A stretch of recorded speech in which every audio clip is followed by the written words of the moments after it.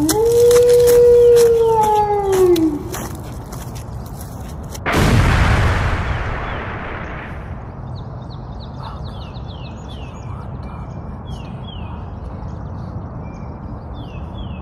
a day. Fuck it, I'm recording it then. I don't give a shit. Let's do this. Hell yeah. Oh, come on, Pizza Light. Work for the fans. There we go. We'll get to that later.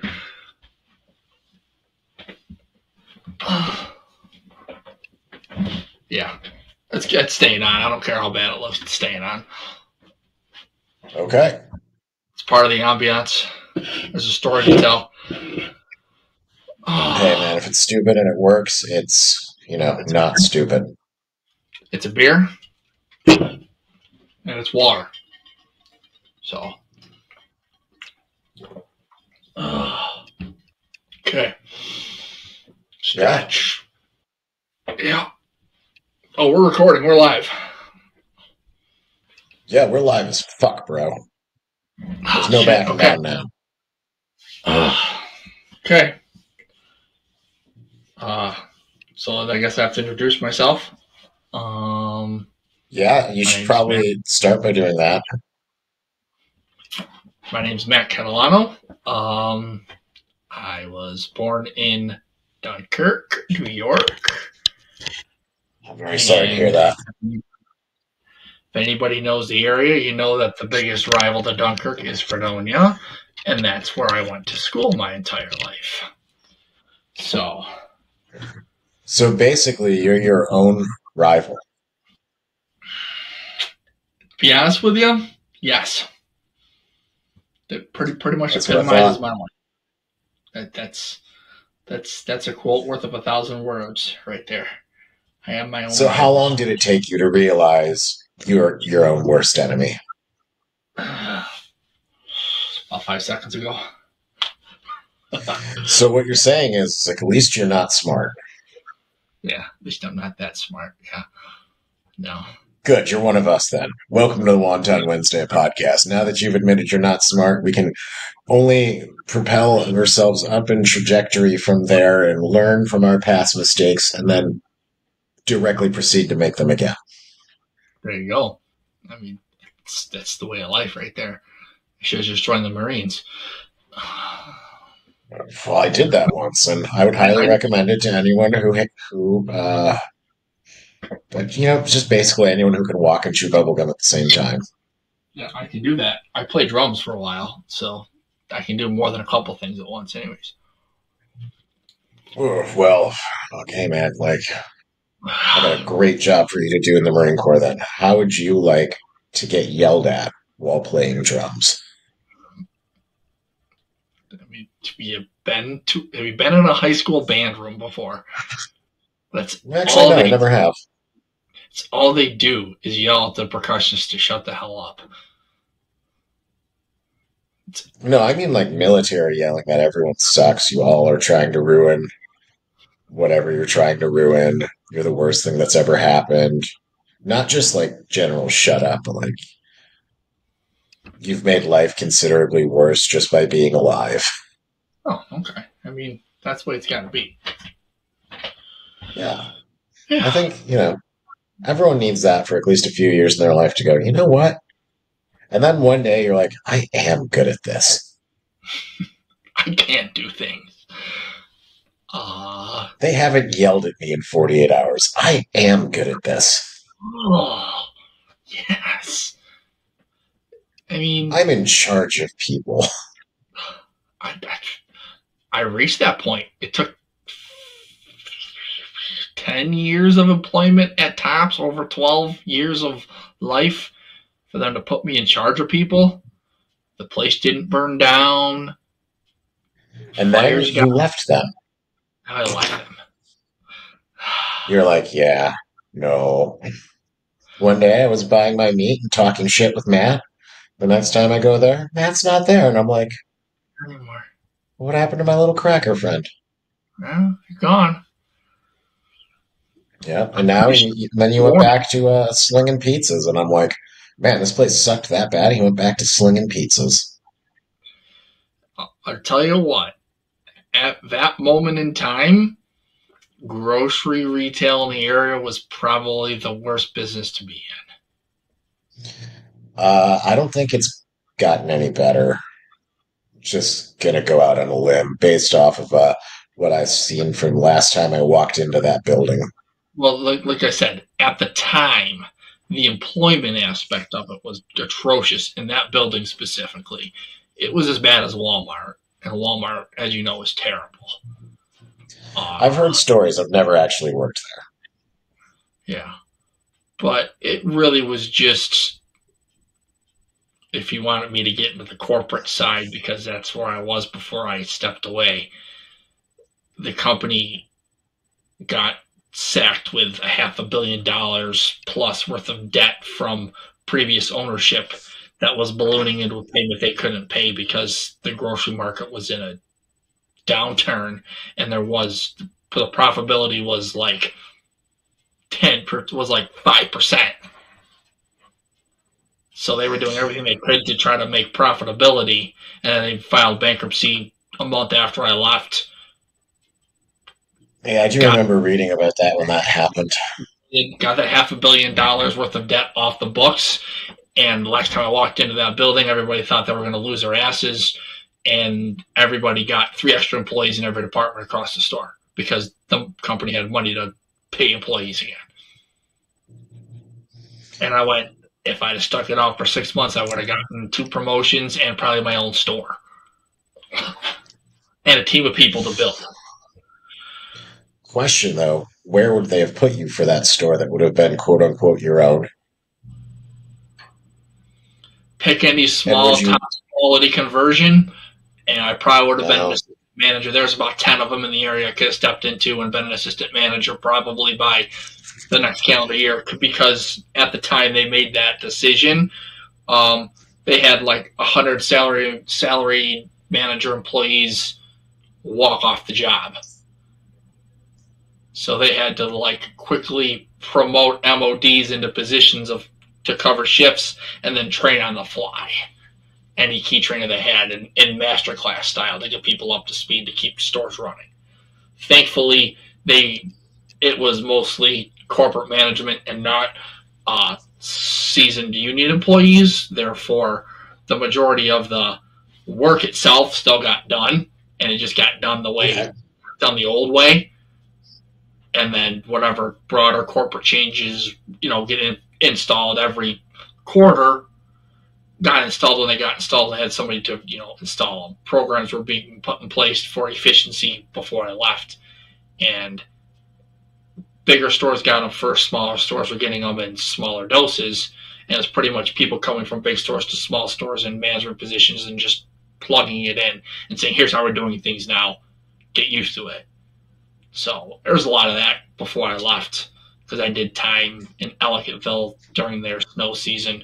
They always bring in anybody who's worth anything under the sun to help work in that small store for the 2 weeks of the year that they do business, like Tops of Dunkirk. So store the size of Silver Creek, quality tops, probably a 5,000 square foot building doing the business of a 100,000 square foot building. Because I know I've been to the Ellicottville store before.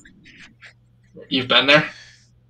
Yeah, I've gone to Ellicottville and stopped at the Tops, and I'm like, Jesus Christ, this is tiny. Yeah. Oh, yeah. I remember being there that last year, lost my cell phone in the snow, didn't realize it until 3 hours into my shift, so then me and a couple of guys went out, and I finally used someone's phone to find my phone, and it was sitting face down right underneath my truck in a slush pile. Thankfully, I didn't run it over trying to back it out. And I thought I got shoved into a snow pile and it was gone down the street somewhere. But I turned to find my phone on, and the dinger and it went ding, ding, ding, ding, ding, ding, ding, ding, and I heard it, and I picked it up, and it was just face down in the snow. But I was there at 6 a.m., and that was like 10 o'clock in the morning.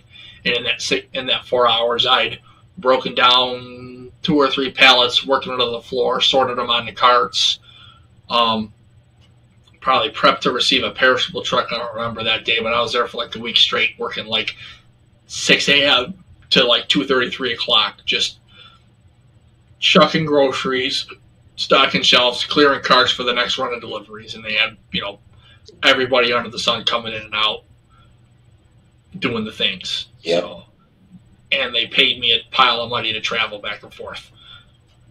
So, for I dude, you can never go wrong with that. No, I figured out ways to make money along the way in short bursts. And then when I worked at my home store, I was losing my ass. So to all the listeners out there, don't let your student loan debt default, because they will find you and they will garnish your wages. I mean, there's like 7 people that may or may not listen to this, and I'm pretty sure you're the only one that's done college. So that was going to be like a middle part of our story, but we didn't start really from the beginning. So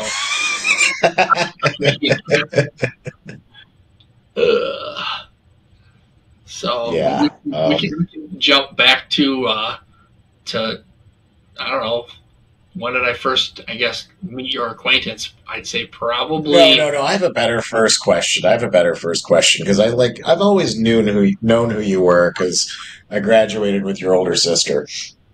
So here's the real fun question. You were in band. You played drums. You did it well, right? Playing drums? Yeah, I mean, you at least did it well, right? I was a good concert band percussionist, yeah. Okay. I went Next part of the question is this.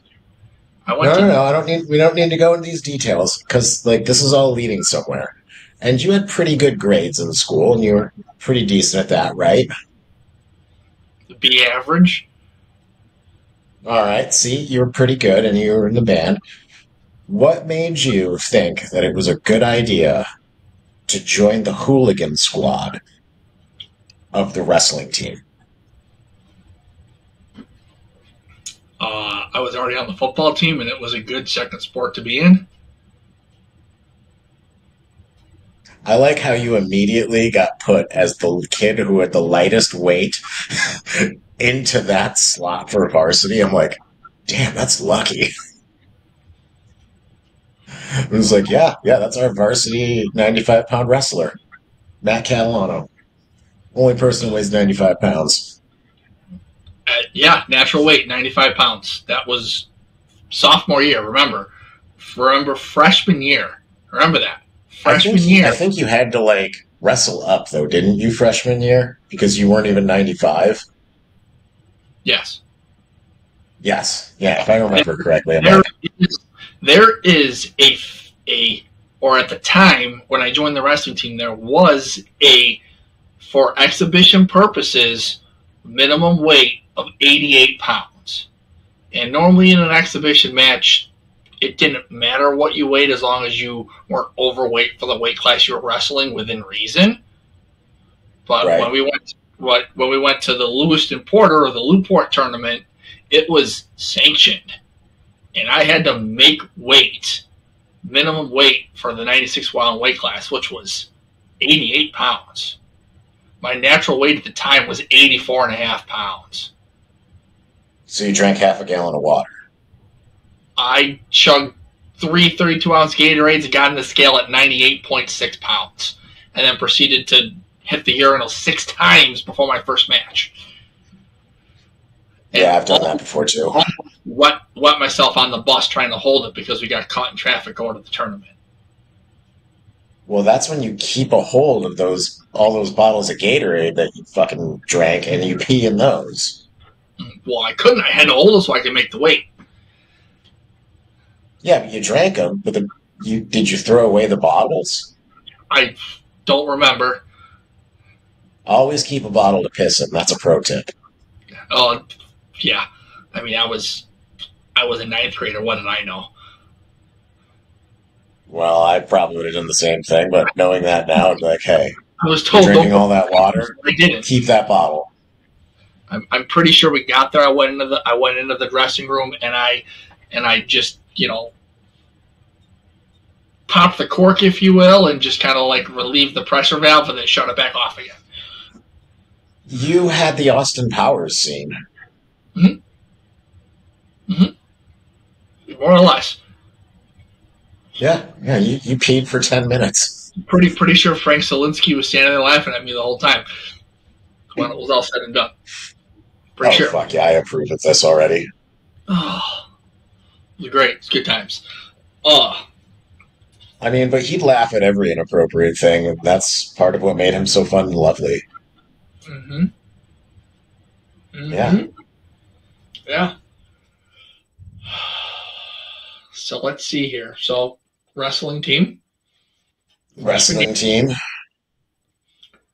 freshman then year, you got to experience the joys and wonders and stupidity that entailed from that, and you didn't go running away screaming, "These people are insane! Fuck them!"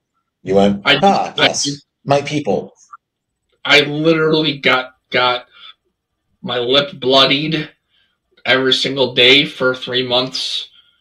You know, in a scrum with either future state champion Chris Conti, future state champion Kenneth Batts, future state contender Brandon Strandberg, future Florida state contender Jacob Lawhead. Every day for Uh, 3 months. yeah, that sounds about par for the course. I mean, Matt Korzaneski just had to deal with me, and I almost broke his arm on his birthday. That I was mean, an accident. I did not mean to, and I apologized. And then I found out it was his birthday the next day. you couldn't even break his arm so he could have his birthday off of wrestling practice. See? What kind of friend are you? Uh, I mean, I wasn't trying to be a friend. I was trying to make him tough because he was my friend's little brother.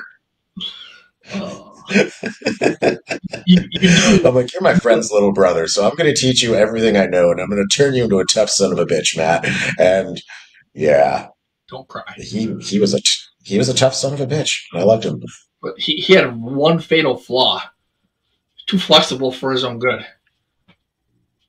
You know, he That like dislocated his left arm so many times that he couldn't wrestle anymore.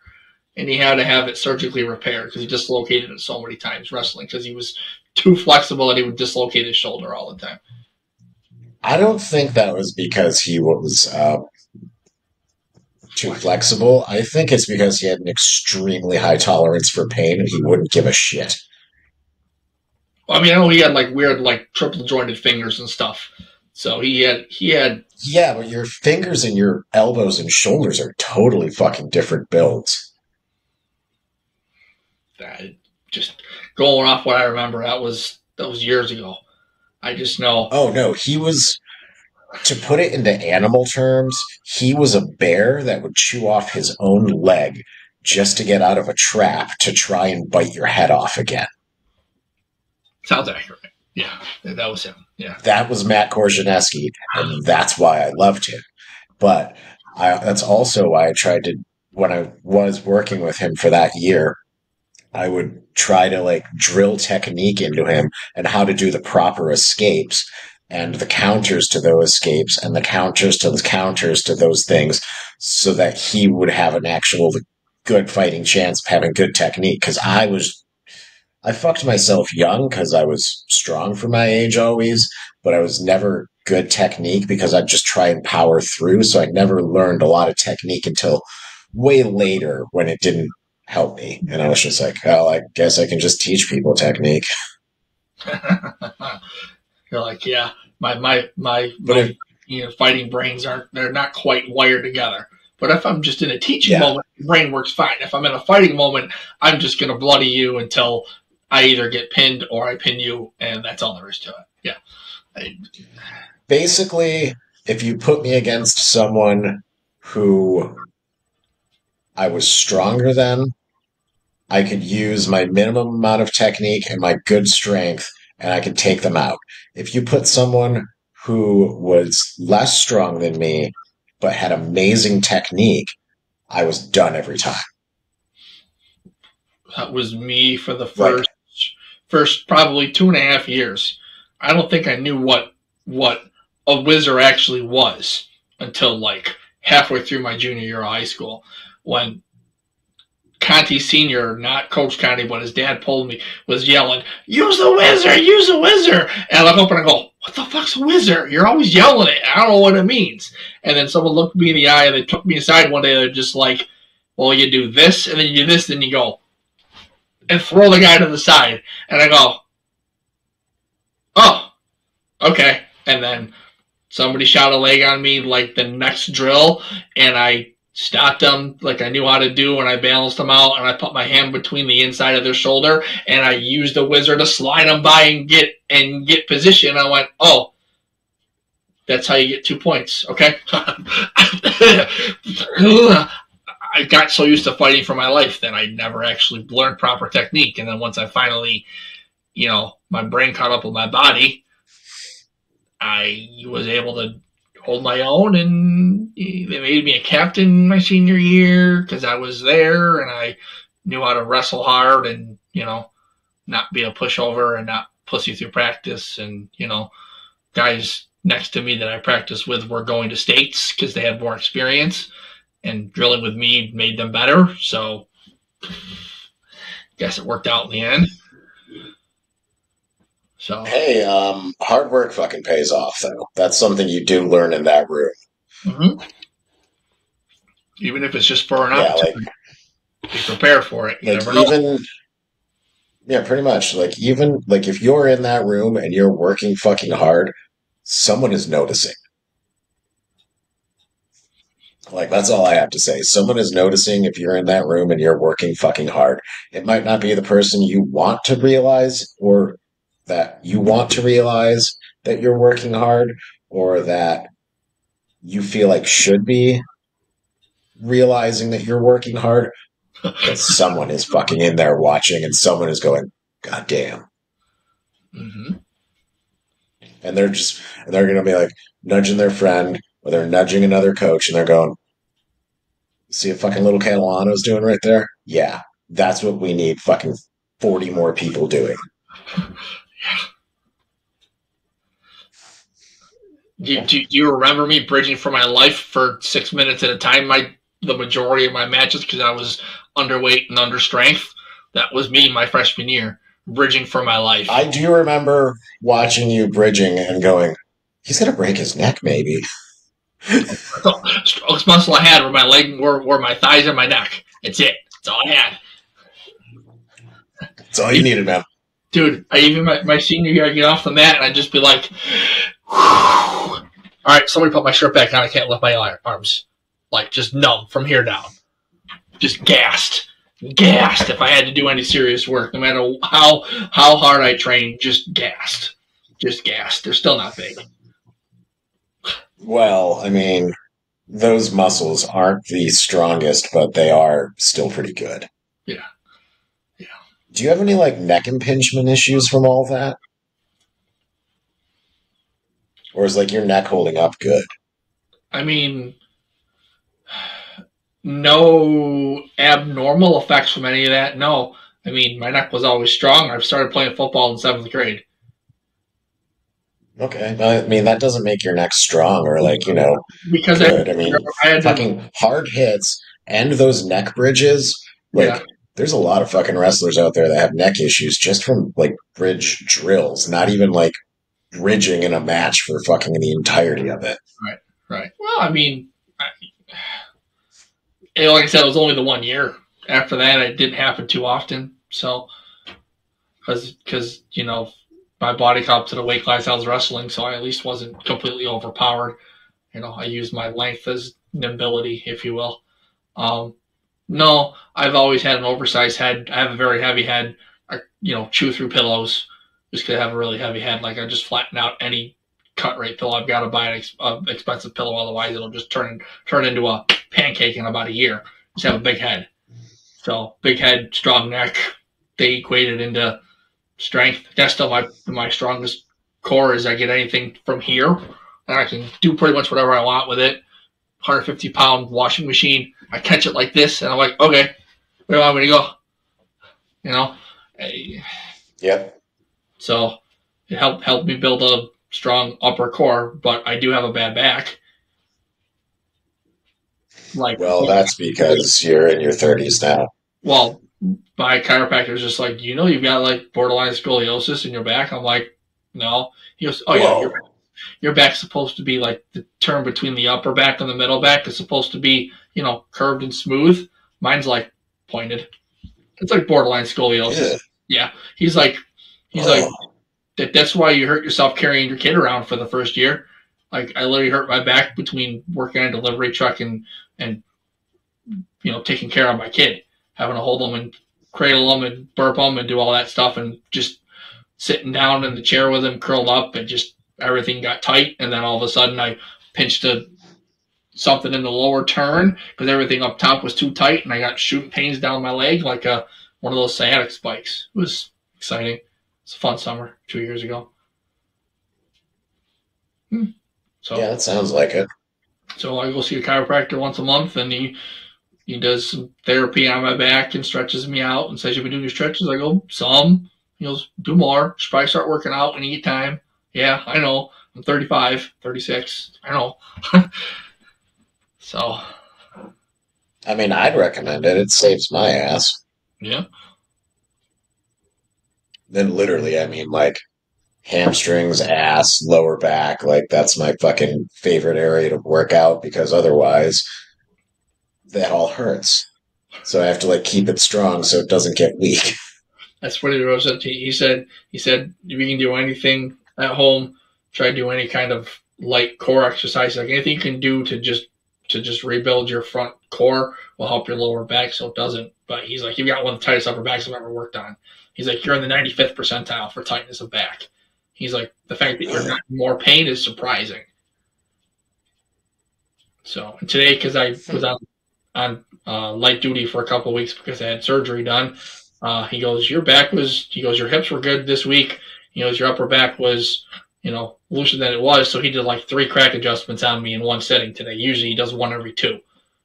One adjustment. Otherwise, he just stretches me out and massages me to loosen me up. And I was like, all right, cool. So I got a perk because he cracked my back. Who's your chiropractor? Dimitri Landis. He's a younger chiropractor, and he's a sports and spine specialist. He's like 31 years old. He's a younger guy. I worked with him at the store. Dr. Landis out of Fredonia. It's one of his boys. It's his oldest boy. Okay, I know Landis. I know Dr. Landis. He's my doctor. Yeah, it's his son. His son who was a bodybuilder. So nice. I approve. Oh, he's huge. He's awesome. He's a bodybuilder who went to Fredonia or wherever and got his degree in physical therapy and was doing physical therapy at the gym while he was in pre-med. And then when he went to med school and he had to pick his concentration, he picked chiropractor.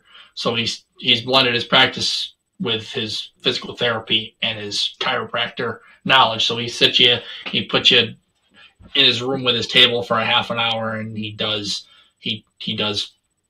flexors and neck looseners and muscle releases, and then he'll lay you down face down on the table, and he'll do an adjustment or two, or he'll just run the massage gun and run cups on me every 3 months just to release everything in my lower back. And he does all sorts of little kind of a blend of massage and chiropractic at the same time, and it's awesome.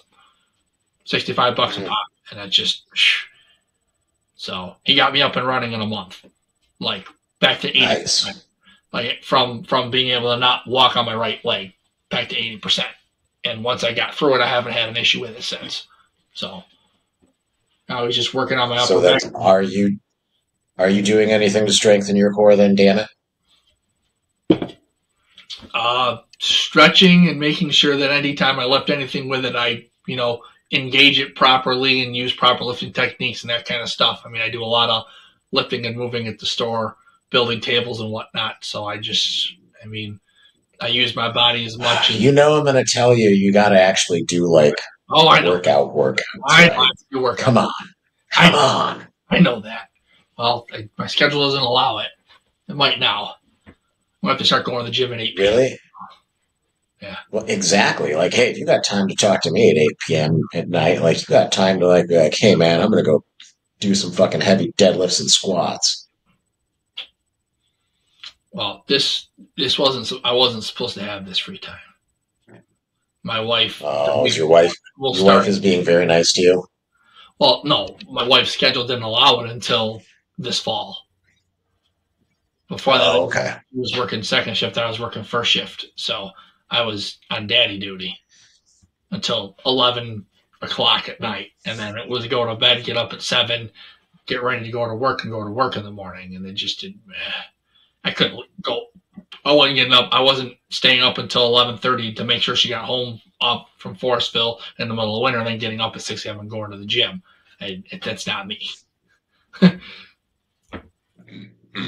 But I mean,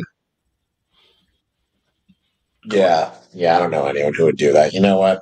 I'm not going to say anything because that's just dumb. It'd be dumb to say it. But now that we've not going to lie, I'd probably make the same choice as you did. I'd be like, yeah, fuck that. I like sleep and pizza. Mm-hmm. Mm-hmm. Sleep and pizza. Sleep pizza. I know how to make homemade chicken Alfredo now. My wife's family. Hey, all right. Yeah, like now we're getting somewhere. Homemade Alfredo. Now we got to get you on. Simple. Matt, we got to get you on the chicken parm bandwagon. I mean, I know how to make a good meat sauce.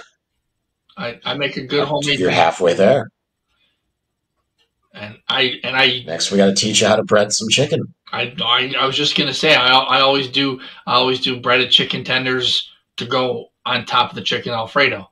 So I've done chicken parm before, but my wife just really likes Alfredo, so I make her family Alfredo recipe like once every 3 weeks. And it takes a half an hour. I mean, there ain't nothing wrong with that. I don't blame you. But I mean, also transversely, sometimes you just need a good chicken parm. We've done veal parm. We got a bunch of veal patties, so we can have a veal parm. I mean, yeah, that's good too. But I mean, there's something about chicken parm. And when I say chicken parm, I mean a chicken parm sandwich, not chicken parmesan pasta. But like, you know, you gotta get that fucking on a big old sandwich roll. You got the red sauce, you got your chicken, you got your cheese. Simple, beautiful. It's like where do you order your chicken parm? Oh yeah, where do you like to order your chicken parm from? I like to order my chicken parm from a place called My Fucking Kitchen because I'm always disappointed either in the red sauce from the store or they use like the fucking same chicken fingers that they use for a chicken finger sub, and for some reason they all taste super fucking salty and it throws everything off. It's fair. So I make my own. I'm gonna make a recommendation.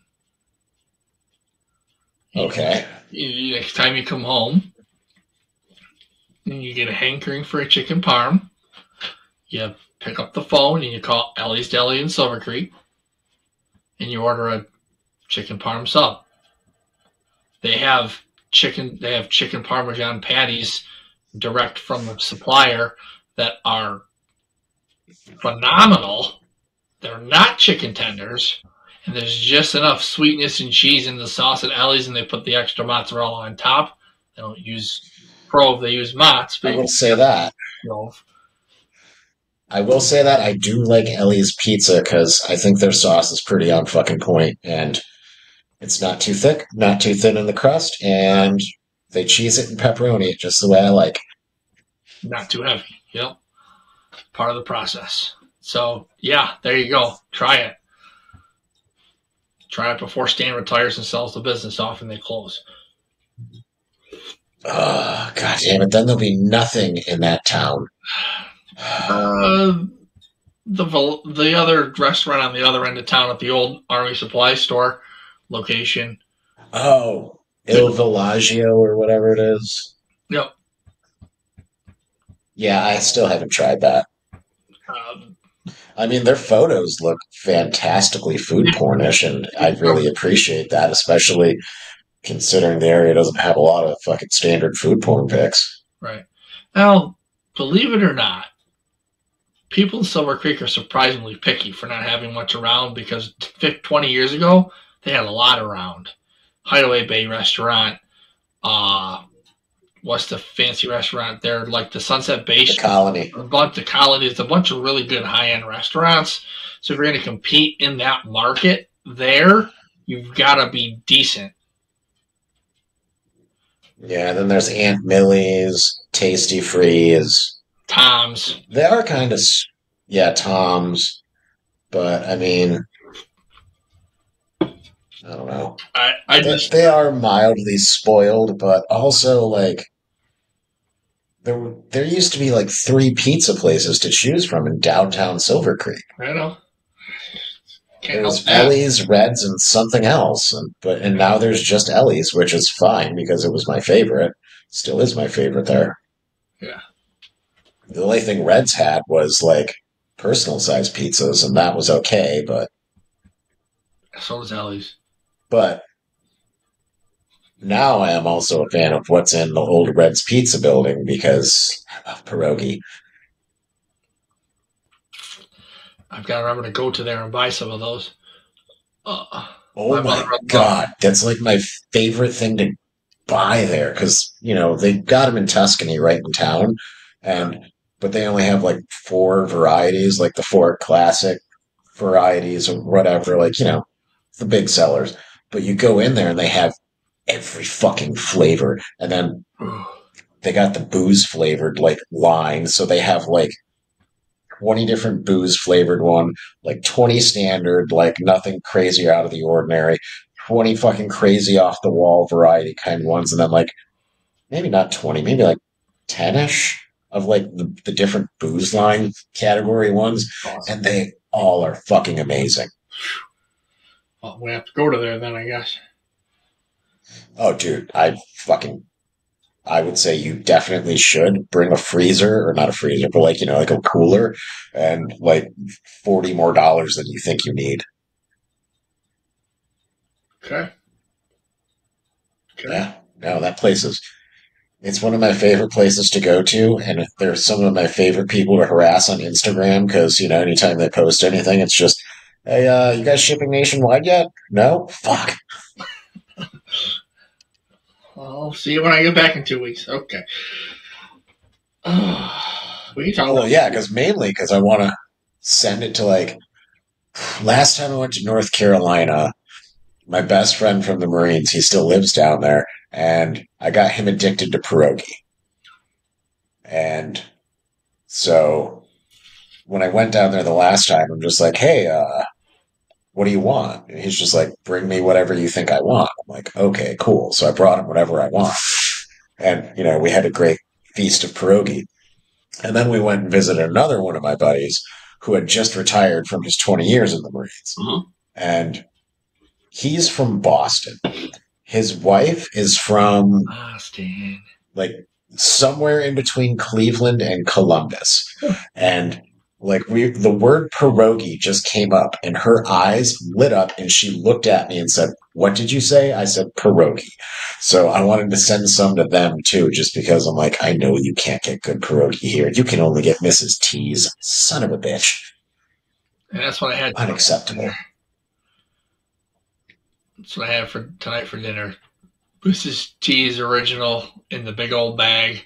I throw 10 in the frying pan with butter, saute them low for like 20 minutes in butter in the frying pan, and then sausage in the other frying pan. And today, because my wife's being more health conscious, I also made green beans in a pot as well while cooking everything. So there you go. And it was all ready in 25 minutes.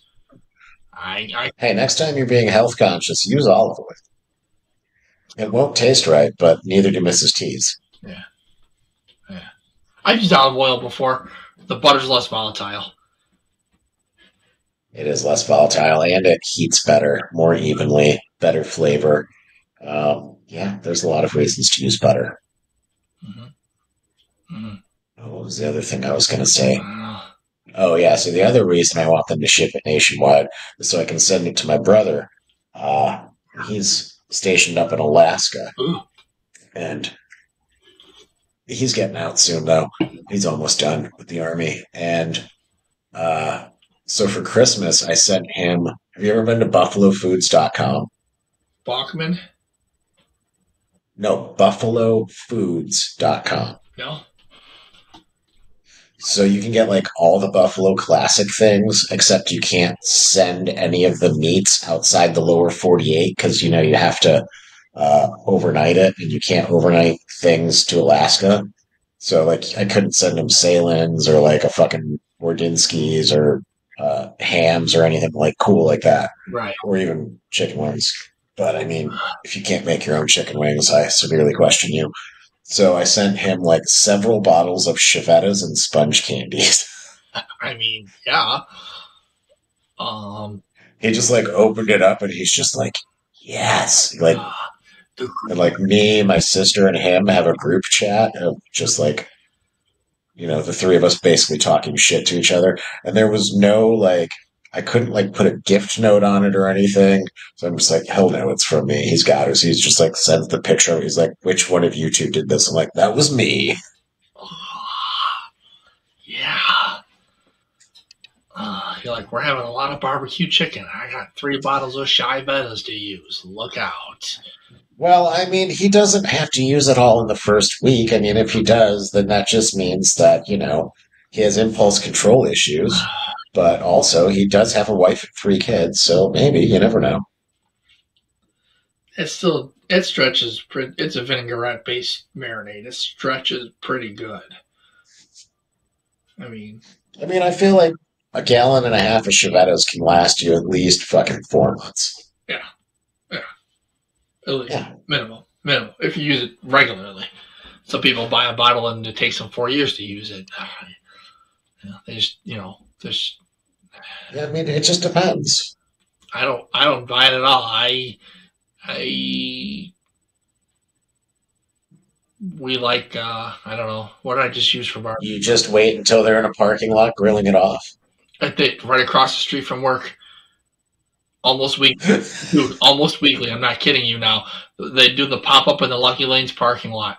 They get there at noon, and they're grilling all day long, and they usually run out by 5:15, 5:30, so I can usually get over there and get something, whether it's chicken or barbecue ribs if I want them. Nice. Yeah. So it's really torture if I have to go load something at like 2 in the afternoon and they're out there just hammering down smoking chicken and the whole parking lot's covered. I'm just like, My favorite is when they do it in downtown Fredonia and all the buildings just trap the smoke in the center of town. And it's just like, yes. I want to go to there. Oh, man. But, generally they're doing that because they closed off the street for something. Yeah, generally. It's like, oh, what's going down here? Oh, cool, chicken. Yeah. Chicken in some lame town event. I'm here for the chicken. For the chicken. And a reasonably priced beer that's going to proceed some organization that's doing a thing of the town thing. Yeah. Man, I don't know what life has dealt me in the last, let's call it 5 years, but I just kind of stopped drinking one day. I'm just like, no. Yeah.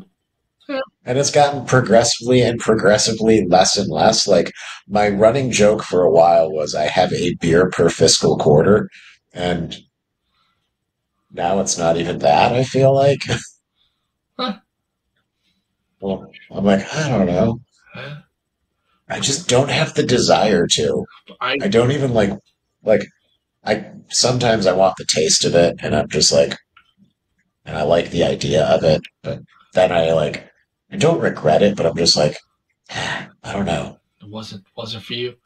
Oh, that's good. I never overindulged, so for me, it's just. I did. Yeah, I've listened to a chunk of your podcast library. I've gathered that. Man, there's one guy, me and my buddy Donnie Faribaugh. We were in the Marines together, and we tried to record one twice, and for some reason, both times, stupid shit just happened with the recording. One time it recorded him, but not me. Another time something else fucking stupid happened, but those were the only two. I'm just like, I don't fucking know. We'll figure something out one day whenever we make it work again. But me and him, the dumbest amount of drinking in the barracks. Like, we had an Oktoberfest, just me and him. So every day, 1 October, drunk as a fucking skunk every day. And when you're enlisted and living in the barracks, you don't make a lot of money. So we weren't drinking good stuff. Like, it was. And whatever's budget equivalent. Like, you went to the corner store and it said beer on it, so you bought it because it was cheap. No, there's this bottle of liquor. They make two kinds. They make vodka and a gin. It's called Burnett's. And it was $7 for a fifth. And you can put that in whatever you want for a mixer chaser and go. So it gets worse from there. There's also this other thing, which was $5 for a half gallon called Military Special. And it was just Military Special whiskey, vodka, rum, tequila, and gin. And they, like both of these, well, Burnett's wasn't horrible, but the only thing that made it palatable was that it had a lot of amazing flavors, like name a fruit, and it was that flavored for vodka. So there was a watermelon one. I remember liking that one. It went great with wine punch and a couple other things. And like grape, things like that. Lime, lemon, strawberry, like that sort of stuff. Like think 99 bananas, but low end vodka. Yeah. And then a lot more flavors too. So that was Burnett's. 99. But Military Special was $5 a bottle, and this is a half gallon bottle, and it was just rock gut, horrible fucking shit. Like, mix it with Coca-Cola and like add extra sugar just to fucking chug it down because you have to hate yourself to drink this or love drinking to drink that. I was just in the begrudging category of I'm doing this to make a point that I can drink the entirety of October like the Germans, not understanding how the Germans actually drink.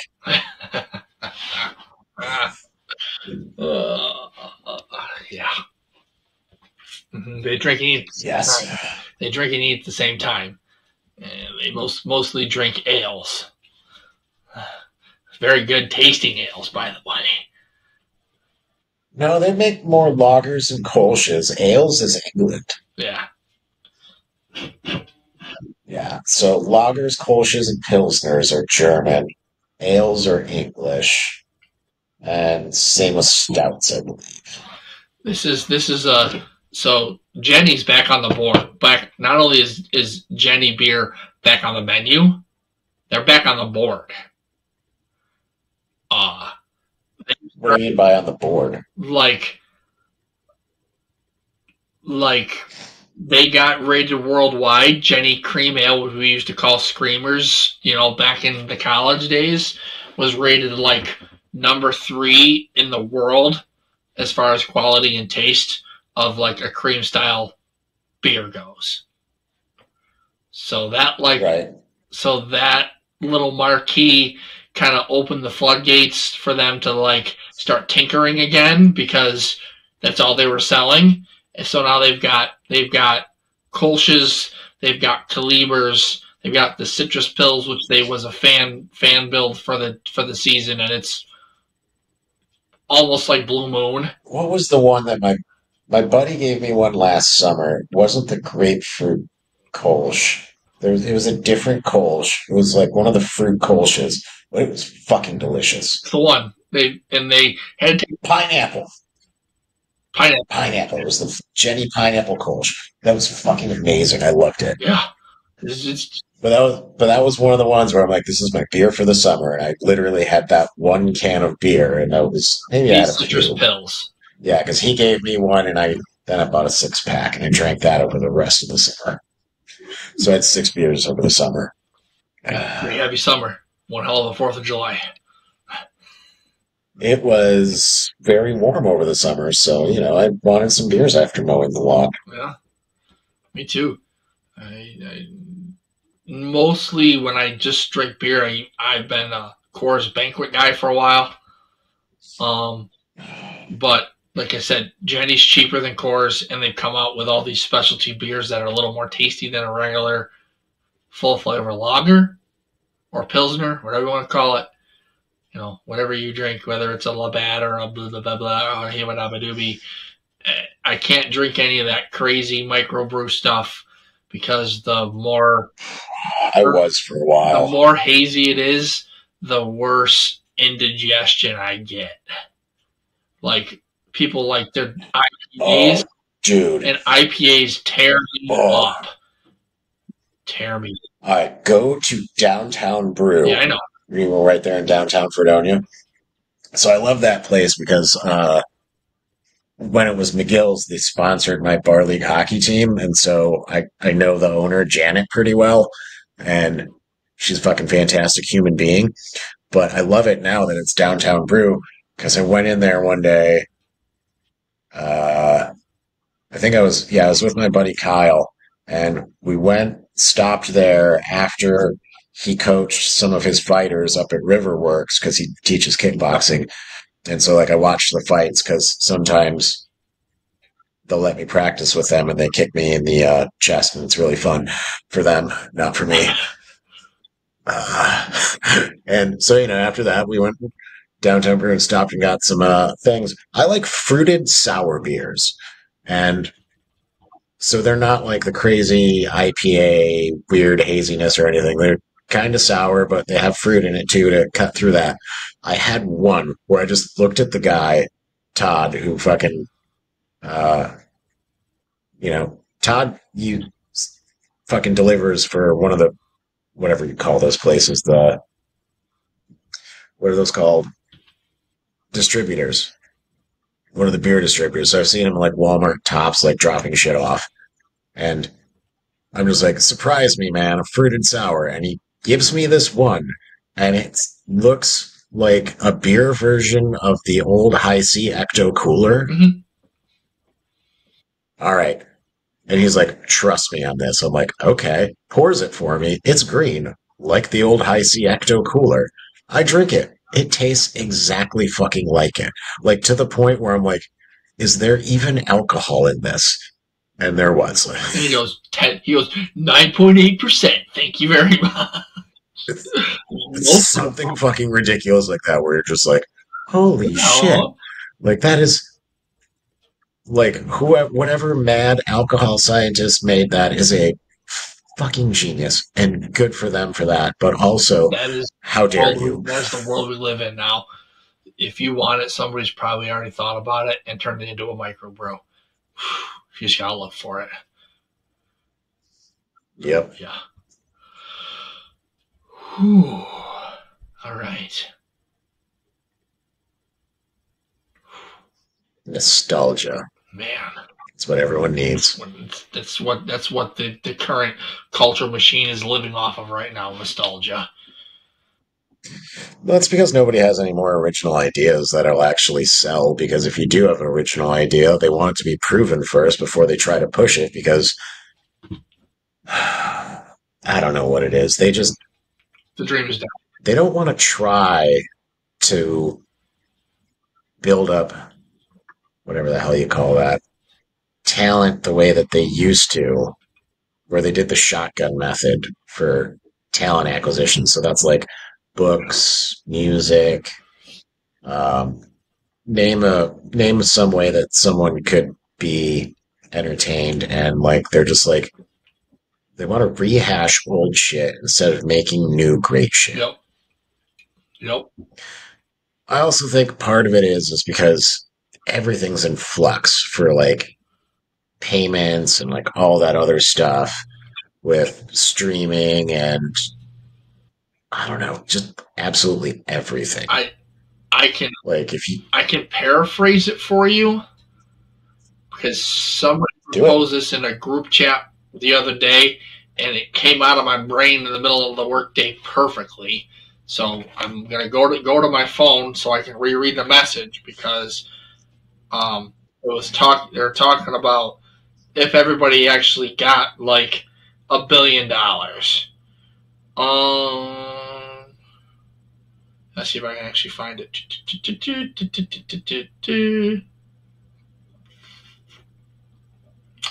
And I literally said, we're at the point where our economy is so profit driven that gone are the days where everything could be crafted quality instead of for profit. That's what I said. I said everything could actually be crafted as quality product. And I lost them.